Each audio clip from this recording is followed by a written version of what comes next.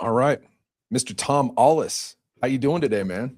Outstanding. And you even got my name right, which even is surprisingly a lot of people mess up. So That's thank you, crazy. Rob. I'm doing great. Awesome. Awesome, man. Dude, yeah, I'm such a big fan of yours. Obviously, I work for your company. I've been here for 3.5 years. I love everything that you guys are doing at Edge. There's a reason why I came here. There's a reason why I've stuck here. And yeah, I just, my whole goal in kind of connecting with you, I know that you and I have opportunities to connect through text and just, we've been on several Zooms and you guys do a great job with just providing opportunities for people to connect with Edge, even nationwide. But man, just a little bit more about you and just your experience, this crazy market that we're in right now, and so many news headlines and everything. And I'm just super excited to have you on, man, and just talk with you. So, dude, yeah, catch us up. What are your thoughts on everything that's going on with housing right now? Oh man. It's one of those things to where I know enough to be dangerous, but sometimes, a lot of it's distractions, right? Sure. I mean, there are things that I'm a firm believer of, like control the controllables, Yeah. right? I can't control the market. I can't control whether or not we're in a war and it's over and it's not over. And, we're taking presidents from other countries and oils, right? Like, I don't control any of that, right? What I do control is my mindset, right? I Yeah. control the output of every day. Am I putting in 100%? Am I being the best version of myself? And what am I looking at? So I definitely will talk about it and answer questions and not avoid the questions of what I think about it. But I think the biggest thing for anyone right now is like, I posted on this the other day on my own social media of like, what is the diet that you consume, right? And when I ask a lot of people this, they say, well, hey, here's my macros. I'm at 60 grams of protein. But diet goes a lot further than that, right? Like diet has to go with what you're consuming, even for social media and whether or not you choose to watch this today, right? Yeah. You're ingesting stuff into your body that is effectively going to affect your output of how and why you operate the way you do. So to me, I'm very selective on my diet, meaning like I don't get too much into things that I can't control. I want to be knowledgeable enough because it affects my industry to say, hey, yes, right now, the market itself, if we're talking about the interest rate market, the stock market, there's a lot of unknowns, right? Anytime that you have unknowns, you have instability. Anytime you have instability, you have variability, which is why we were on this year of looking at where interest rates in March were going back to where we would hopefully see around 5.5% as an average interest rate. Right. And that changed, right? It changed overnight where all of a sudden we're watching the 10-year treasury like, boy, this is going to be the next 3 months are going to be outstanding. And then bam, you get a Mike Tyson punch in the face like the guy in your background. And, you get to choose then how to react to that, right? Like, Right. do I enter a conversation and say, hey, yeah, the market's tough, the market, like when people hear that, you discourage people, right? Compared to like, in our industry, nobody wakes up and says, man, hey, Rob, I can't wait to get a mortgage, even if the rates are 2%, right? Like Right. nobody wants to get a mortgage. They want to get a house, right? So Yeah. for me, it's like, how do I be knowledgeable enough about the industry, the market itself, if we talk about where interest rates are, where the stock market is, things that are, it's good to know why things are happening, but also not to allow it to dictate how you show up and operate on a daily basis, right? To me, people still get divorced, people still have kids and have growing families, people are still graduating college and making more and more money.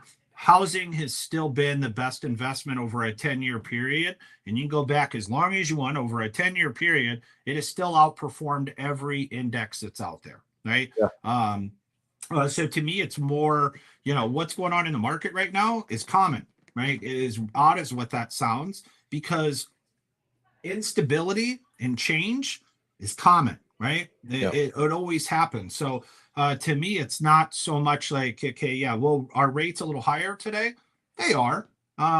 However, it's still a heck of a lot lower than 100% interest on renting. It Sure. still is the biggest source for when a child, if you're thinking about buying a home, to your kids owning up and having a school district that they live in, creating the stability that housing does for them, is it still beneficial? And that answer is yes, right? So it's more about, hey, I know that you would have liked to maybe have a little lower payment, right? Let's talk about affordability. Let's talk about the tools that we have to bridge that, whether, I think rates will come down.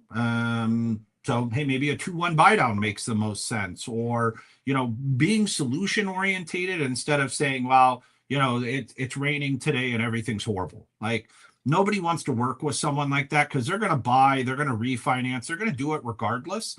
But they want to work with somebody that really, in my opinion, that isn't doom and gloom, right? Yeah. Like, I want to work with somebody to where the process is knowledgeable, exciting, and yeah, the market today, we have some ups and downs that are happening right now, a little bit higher than what we would like. However, the good news is, you can refinance, right? You're not stuck in it. You still have the house. And when rates come down, prices go up. It's the biggest reason why we're seeing rates go up, because it's the one lever the Fed can pull to control where our inflationary numbers are, right? Sure. You look at where we have a new Fed chair that talks about, their biggest job at a Fed chair is to be able to control the rate of inflation, right? What is the cost of shelter? What is the cost of food, right? Eggs, all of those things, to where, for me, the economics of it are always going to be variable.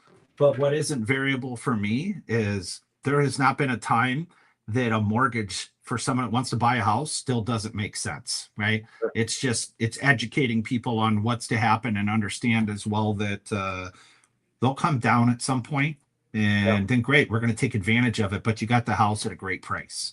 Yeah, I think that that's awesome. A few things kind of come to mind. I was talking with a friend of mine who's a real estate agent yesterday, and he was telling me that, he hears people say these excuse, "Oh, I'm waiting for more inventory to hit the market," and he's just like, "What are you talking about? There's so much inventory out there right now.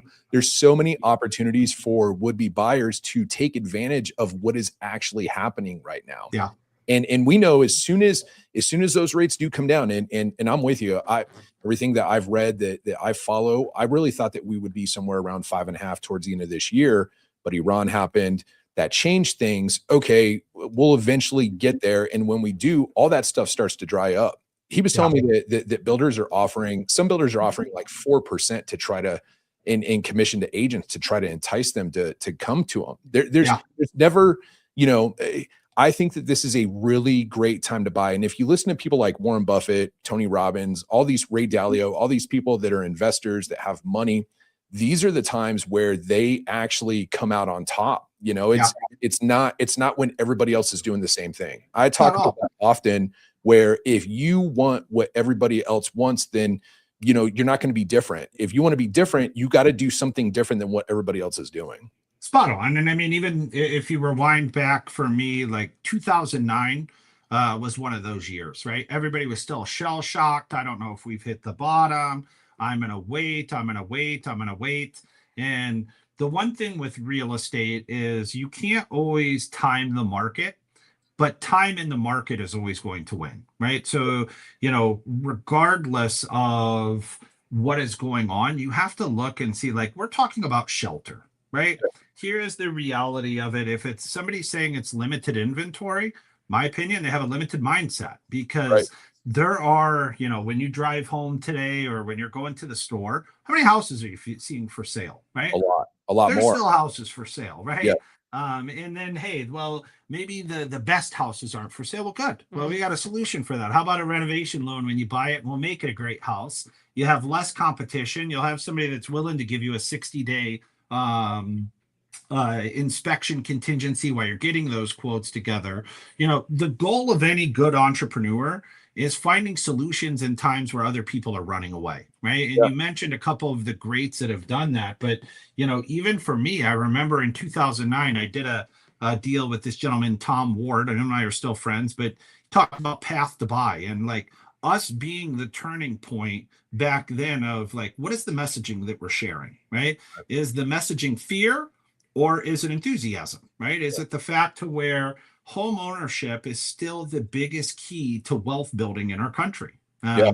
And you know, when you're telling people, hey, yeah, well, rates might come down in 6 months, then are they waiting 6 months? And did that house go up way more than what it would have cost them? There are more people that do harm in being educated with where things are at from a fear standpoint than being knowledgeable about what it actually looks like to own your own property and start having the tax deduction, starting to have the appreciation, all of the things right now that they have nothing of, or can't even have those discussions because they make more money that they don't get a rent credit in their state. Or, you know, to me, it's just really comes down to one, you know, we're the voice to our industry to access the largest asset that our country has, which Yeah. is our land, right? Some Well, countries don't even allow you to buy the land there. You have right. to lease it from them. United States of America doesn't do it that way. You actually get to own that piece, you own it, and they can't print any more of it. So Right. that means that it is going to always appreciate. It's not like our dollar system, right? I mean, our dollar system, they can continue printing more, which is why we'll see our US dollar fluctuate. Real estate, yeah, you'll see some fluctuation, but those are the levers that are being pulled to where at the end of the day, it's always going to be the best and most stable asset that anyone will ever own.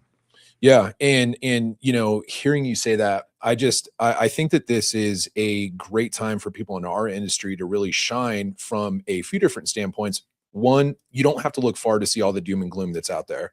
No. You know, I like what you said, where you've got to know what's going on, but you also have to be able to articulate that in a way where it is okay.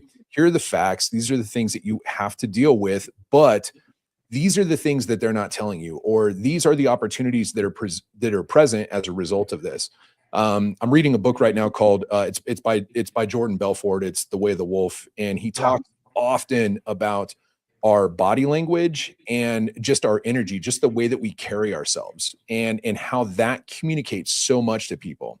And you brought up a great point about how, you know, a lot of people are just kind of walking around portraying themselves in a certain way. And I think that that is hurting them, you know, from people in our line of work, that's hurting them from a production standpoint, but it's also impacting and hurting the people that they're around that they don't even know, because maybe they're the only mortgage professional that they know. And all these people think that they don't have options or solutions to what is actually happening. So I'm a firm believer in, if you don't step into the role that you're supposed to step into and living that to the fullest extent, you talked about being the best version of yourself. Not only are you hurting yourself, but you're hurting all those other people that are around you too. 100%. Yeah, 100%. I mean, that's where sometimes you have to audit your circle, Yeah. right? Yeah. To where for me, it's like, I don't know, even some of the changes that we've went through from a company perspective, you know, going through an acquisition, having leadership team. Now I have a private equity firm that I have to deal with, to where everything's benchmarked. And it's like, I'm not reactive to those types of things. Like, what I know is when I look and see, like, who are the people that want to partner with me, you being one of them. Yep. Like, what are we doing today? Like, is our job to, can we go out and help and make a difference in someone's life? Absolutely. And every day when we wake up and do those activities over time and time again, then you can look back and say, okay, let's audit our last 12 months. What happened that I controlled that I could have done better? Right. Yeah. To me, the rest of it, I don't want to say that I don't care. I want to be knowledgeable about it, but I'm not going to let it affect me. You know, I Dude, have top producers in our company today that'll call me and say, hey, I'm really bummed. I think I'm only going to close 20 loans this month. And I'm like, you know, you realize what you're saying here, right? It's Right. like, you know, you're only going to like change that conversation, because I don't want to hear it, right? Like, Yeah. what I want to hear is, I got an opportunity to help 20 people today, and I did such a good job for them that I have walking billboards of another 20 people that want to talk about how much I cared, the level of service I gave, and that it wasn't a painful process to where I need to make sure, especially in our business. I mean, we did $10 billion last year and spent zero on marketing, advertising, right? Like Yeah. what you're doing today. This is a form of marketing or advertising, and as a way that you want to educate people, show them your character, be who you are, and then let people choose. Who do you want to work with? Who do you want in your circle? And does this person's mindset align with me? It's why I've always enjoyed having conversations with you, because it's never doom and gloom. It's, hey, could I be doing something better? Let me Yeah. look at my actions and inventory those and say, hey, right now, when the market's a little tougher, you got to do more work, right? Yep. Yes. Yeah. It's pretty simple. There's still 20,000 contracts written today. Right? Yeah. You know, you got to get one. Right. Like if you can't look at it from a mindset of opportunity, it's like the old saying of a glass half full or a glass half empty, right? I Yeah. struggle being around people that view the glass half empty, right? Yeah. To me, because I don't. It's like, okay, oh, the glass is half full. Somebody drank half of it and their stomach's full. Let's figure out how to go fill that glass up now. You know, dude, I remember hearing a Joe Rogan interview, and he was talking about just negative mindsets and people, and how he's like, man, get those people away from me. It's not gonna help me. It's not gonna, propel or move me forward with what it is that I'm trying to do. Man, you said something great that I've observed over my time as a mortgage professional is all the people that are great at this job, they know what's going on, but they don't allow that to impact what they do on the day to day. Like, I can't sit here, and I admitted this to you, man, on that call when I was in Miami. You and I hopped on that Zoom call. I told you, hey, I'm watching a little too much of what's going on, and the ups and downs are kind of getting to me. But dude, everybody I talk to that is successful, they care, but they don't care. All they care about is, okay, I woke up today. My job is to go find people who need to do something with regard to their home finance needs. And that is it. That's the driver. They're stepping into that and they're going out and they're making that happen. And I really believe that for like the last, I've been up and down on that for the last like 30 days. I've been super dialed in with that. And I'm not getting all the contracts and stuff, but I was talking with another friend who's a real estate agent yesterday, a different one. And I was telling him, I can already see down the line. Like, I know where this goes. It's like all of the leading indicators are there on how this is going to end up for me. I'm not paying attention to lagging indicators like closings, my bank account.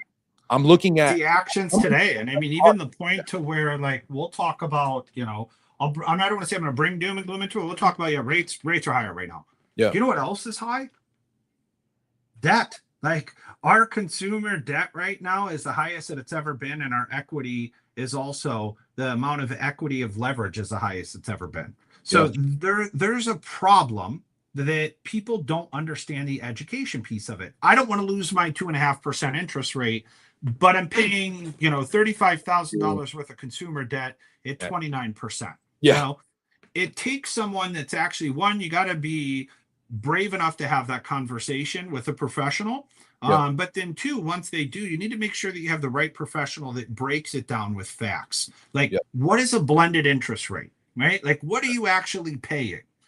you know, and it would be shocking to a lot of the people to see that the people that are at 2.5% interest rate, but are carrying $50,000 worth of credit card debt, your blended interest rate's way higher than where the mortgage market is today, right? 100%. It's like, have that conversation, right? Yeah. Don't be afraid of, nobody's ever going to force you to make a decision, but it's your job to find the education of, I don't do mortgages for a living as a normal consumer. I don't expect you to, but what I need to know is, like, give me the pieces to the puzzle so I can show you a solution, right? Yeah. And to me, that's where I would say the fear of a lot of people, they're fearful to have that conversation because, one, they feel like they're going to be sold something that's not good for them, or two, they don't want to lose something that they think is of value, right? And that 2% interest rate that a lot of people are sitting on, that's a dang good interest rate.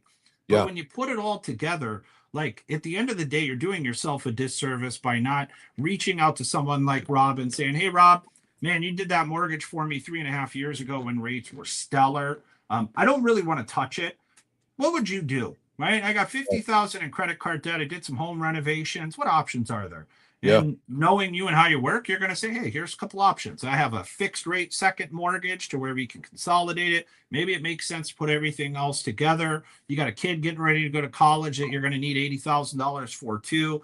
Let's make sure that we have solutions, right? Literally just did that on that property that I sent over to you, where it was the garage on that parcel, and he didn't want to do that one-time construction option. He wanted to buy the garage. And I was like, okay, cool. Well, this is what you owe on your home right now. This is what a fixed rate second would look like if we took out the amount of money it would take to be able to buy that. Here's what a cash out refinance would look like. This is your current mortgage payment. And so I just walked through all that with him, and I was able to come up with 3 different solutions for him. And he's just trying to figure out like what works best for him. That's what we do. Right. Yeah. I mean, to make it very simple, it's like, yeah, we're mortgage brokers, we're mortgage licensed originators. But here's the reality, the majority of the average consumer does not have a bigger asset than their house. Right. Yeah. And so how do I put it to work? And you don't need to move forward, but what you need to do is to be educated on what those options are. And if you don't reach out and have an educated conversation with someone like yourself, you're doing yourself a disservice and you're losing money and you're losing future wealth, right? Yeah. So yeah. Dude, and you're always encouraging us, hey, call your people, because if you don't, somebody else will. Yeah. And if we've got the right motives, if we have the right, we got into this business for the right things, and we're running our business the right way, and we don't call our people, but somebody else does that doesn't have the right motives or isn't doing things the right way, and then they're subject to whatever they come up with. I would hate to get a phone call from somebody saying, hey, I went with this other lender and I just found out that X, Y, and Z happened. I would feel like I didn't do my job. Yeah. Well, I mean, the reality is you didn't, if that happens. Yeah. And I think when we get back to talking about like how we even communicate that, there are too many people in, whether it's real estate, mortgage, it's transactional. However, there's a relationship component to it. Is it your past clients? Like, I don't use the word past clients anymore, right? To me, it was a mindset shift to where if I did a deal with you and I helped you, you're a client of mine. You're not a past client. Sure. You're a client. The same as if somebody's looking today, to where I need to make sure that those people know that I'm in their corner. The reason they chose you the first time is because they knew, like, and trust you, and you were the best, right? Yeah. That didn't change. The only thing that changed is you're not the one driving those conversations that are going to help them today when they don't know that there's a need that's out there. So I think being able to articulate that with clients, and, I'll say mortgage reviews, like, there are a lot of different people that will not do a mortgage review today because they're at 2.25%, right? Yeah. Well, wait a minute. There's more than just mortgage. We're looking at the entire financial picture of your of taxes, how do I continue to help you become wealthy. Yeah. Like that's one thing that I'm leading with people. I'm telling them, hey, you are probably in a great spot, but let's look at, has your homeowner's insurance gone up? In Colorado, it's gotten expensive. Nationwide it has. Minnesota it has too, because we have hailstorms all the time. Yeah. So maybe there is a way, and I tell I love what you said, like, they're not past clients, they're clients. I tell the clients that I'm reaching out to, you are probably in a good spot, but let's have a once a year conversation and just look at everything. Have your taxes gone up? Can we contest those? Can we get those down? Can we look at getting you out of mortgage insurance without doing a refinance? There are so many different ways that I can help somebody without just doing a loan. Yeah, not doing we're going to get you, like, no, you're not going from 2.25 to 1.5. That doesn't, fantasy land mortgage doesn't exist, right? But what does exist is, I don't want to take you to like 6. You know what I'm saying? Like, I legit am just trying to find a solution to make life better for you where you are right now.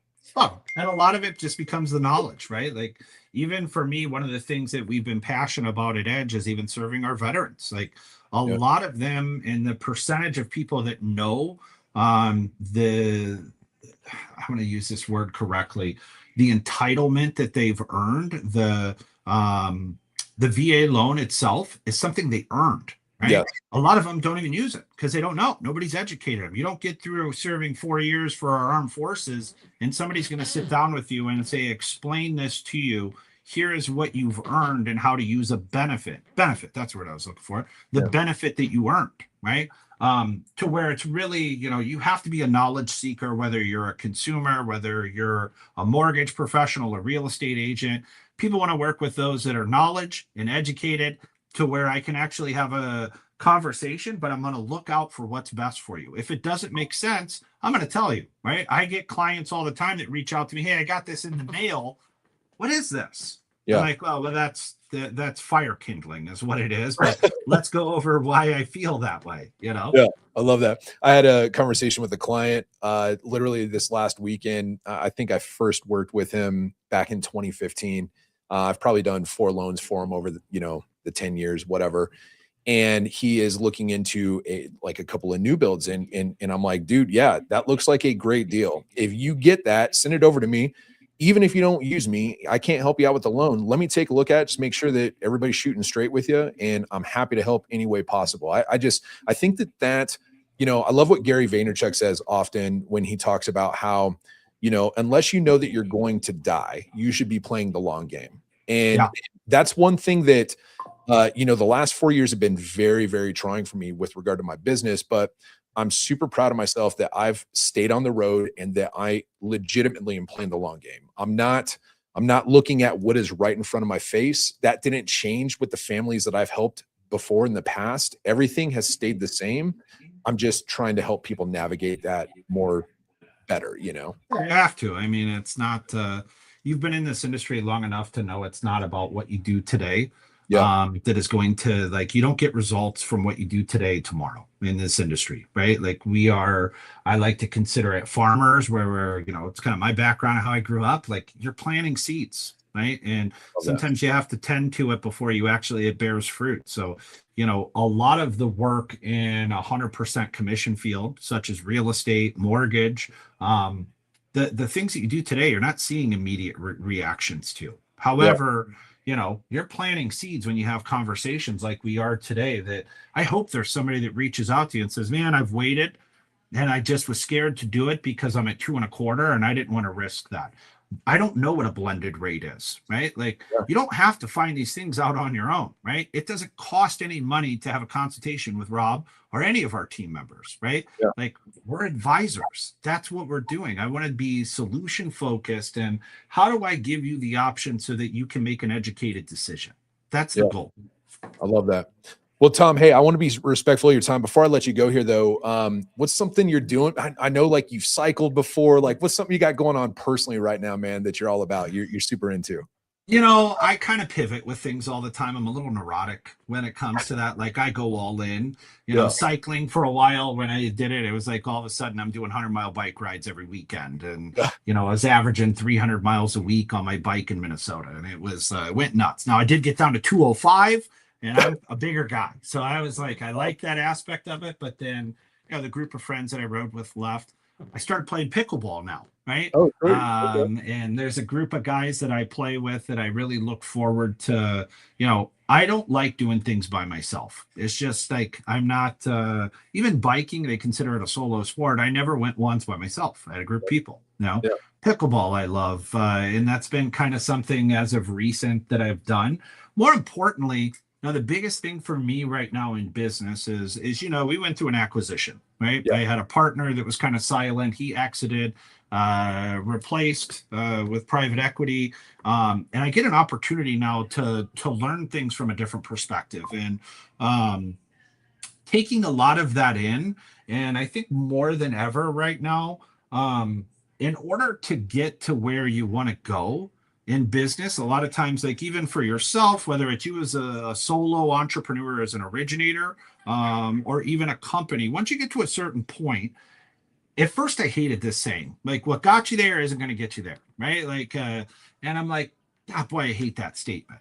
I'm starting to see it now, though, right? And it's like, I don't want to just see it. I want to be able to understand, like, how do you scale a company? We've done something in the wholesale channel that has never been done before, right? We're the first brokerage ever to sell like we did without changing anything, without being a sellout to our team on what it is that we do. Yeah. However, now it's like, I'm not done growing, right? I'm 46 years old. I wake up excited to do this job.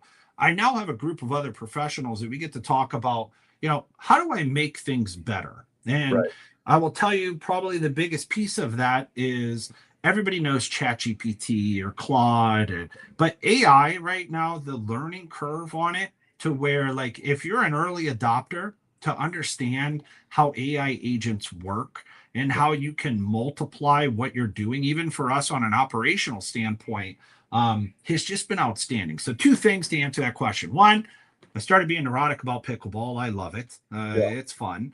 And 2, from a research perspective, reading, doing things is about AI right now. Like really understanding not only how it's going to affect our business, but more importantly, how are your consumers using it, right? Like Sure. I want to be able to teach not only our consumers but our team, how do you use this in a way that's going to supercharge you, right? And so I've been deep on this. We have some things rolling out at our company here in November at Inside Edge Live. I hope to see you there, by the way, Yeah. because we do have one. We have pickleball going on there. We have one of our sponsors sponsored this place called Pickle and Paddle. Okay. Where we're going to have pickleball tournament, like have some fun and That's awesome. continue getting to know each other. But those are the two things I'm neurotic about right now, right? Awesome, man. AI, and I like playing pickleball Pickleball. for exercise.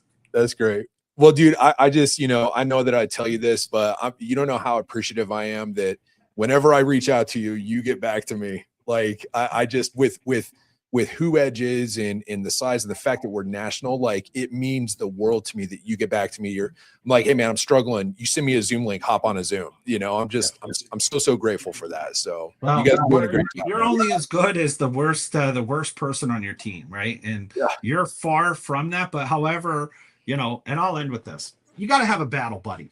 Okay. Yeah. Because even me, I'd like to say, it's all sunshine and butterflies, because that's what I'm going to portray. There's times I have bad days, right? Yeah. And you know what I got to do? I got to call somebody to get my mind right. And Right. I got to have a conversation with somebody that's not going to sugarcoat things, right? It's Yeah. not going to tell me that, well, Rob, it's just on you, on your effort. No, there's less transactions going on right now. Like, let's be realistic. However, it doesn't mean that you have to do less. You have to do more. Right. Yes. And it's not Yeah. as easy as what it was. And it's going to continue to change. And, let's inventory what you're doing so that you can at least, no matter what the outcome is, you gave it 100%. Right. Yeah. It's like, even biking, like when I did my first 100-mile, I had a goal that I wanted to hit a certain time. I didn't hit it. Right. But I still did 100 freaking miles on a bicycle. Yeah. The first time I did it, I'm like, I'd rather awesome. fail trying. Yeah. Where like the majority of people won't even try. The majority of Right. people won't take the risk of even calling me to work for me. Right. Yeah. Like that's what I like about you. There isn't a fear aspect, right? Like tell me what I'm doing wrong. Tell me what I need to do. And it's important you surround yourself with people that'll be honest with you, and you have a battle buddy to make sure that when times get hard, you can call them and they're going to tell you, or if they're see you in person, smack you in the face and say, hey, wake up. We're complaining that we only made this. There are people today that are struggling to eat. Right. Yeah. We're not, right? Like 100%. we have great aspirations to be this. However, like having an attitude of gratitude to like, hey, I get to do this. This is outstanding.